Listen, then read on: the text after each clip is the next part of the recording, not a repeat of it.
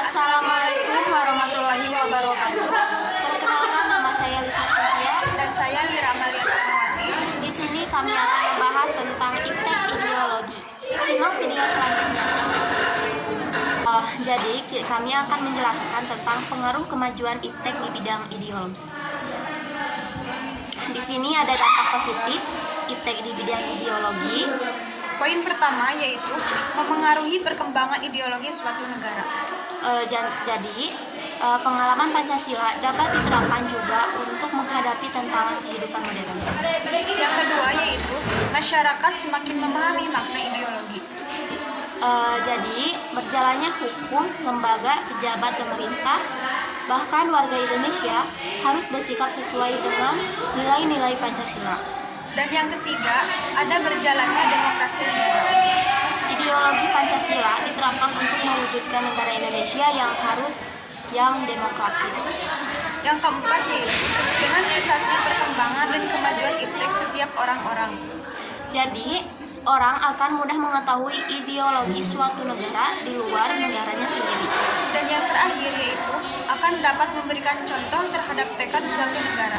Untuk contohnya, terhadap tekad suatu negara lain dalam melakukan serta menentukan arah, tujuan, cita-cita yang ingin dicapai negara tersebut. Poin yang kedua yaitu ada dampak negatif iptek di bidang ideologi. Yang kesatu, gaya hidup yang mengancam nilai Pancasila. Jadi, masyarakat Indonesia menggunakan nilai-nilai Pancasila untuk mengatur perilaku di kehidupan masyarakat. Yang kedua, ada kebebasan yang tidak terbatas. Di banyak negara yang menggunakan ideologi liberal, kebebasan individual dijunjung tinggi. Yang ketiga, adanya aturan dalam undang-undang tentang mengatur kebebasan berpendapat. Jadi, dipastikan seseorang tidak akan mudah melakukan kritik.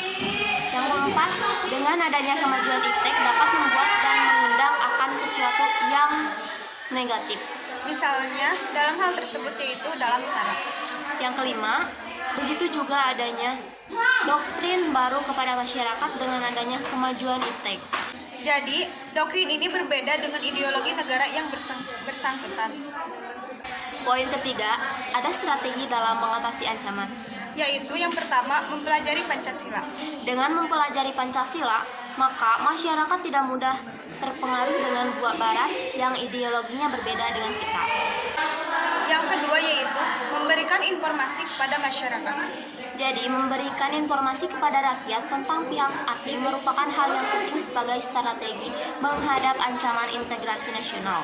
Hal ini bertujuan agar masyarakat tidak mudah begitu saja percaya terhadap berbagai pengaruh dari bangsa asing. Yang ketiga yaitu menguatkan pertahanan non-militer.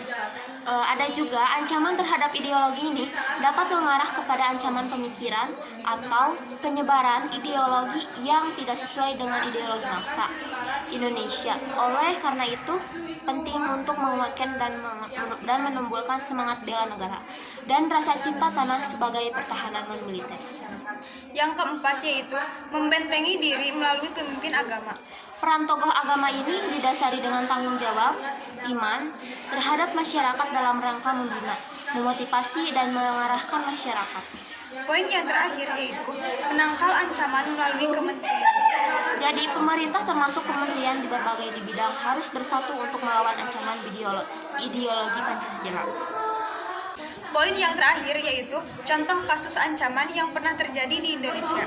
Untuk poin pertama yaitu tudingan PKI ingin mengganti Pancasila. Sejak tahun 1920-an hingga 1996 ada sebuah partai politik yang mengalami perkembangan cukup pesat di Indonesia, yaitu Partai Komunis Indonesia. Dan untuk yang poin kedua, kasus ancaman pendirian negara Islam di Indonesia. Negara Islam Indonesia adalah kelompok Islam di Indonesia yang berkeinginan untuk membentuk negara Islam.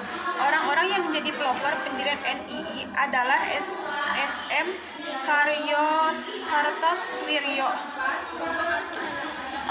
Terima kasih, sekian dari kami penjelasan untuk iptek di bidang ideologi. Mohon maaf bila ada kesalahan dalam ucapan. Wassalamualaikum warahmatullahi wabarakatuh.